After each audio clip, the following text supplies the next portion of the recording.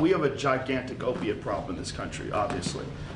In 2024, more than 80,000 people died of overdoses. It's a horrible number.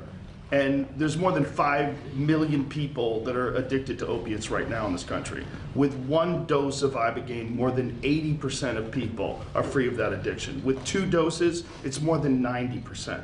I sent him that information. The text message came back, sounds great. Do you want FDA approval? Let's do it. It was literally that quick. So I'm a physician whose dad overdosed on opioids. I've lost several family members and friends to drug addiction. I would happily welcome any new, safe, and effective, and especially innovative approach to addiction. Joe Rogan says that 80% of people who take a single dose of ibogaine are, quote, freed from their addiction. That's what he said on his Instagram.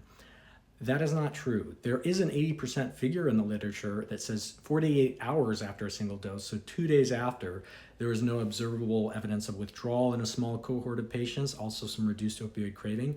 That's great. That's called detox. That's not called long-term abstinence from opioids. There's an interesting study that looks about a month out, so a single dose and then a month out, about 30 patients, very small sample size, about half reported no opioid use. That's great. They were also receiving other supports in their treatment.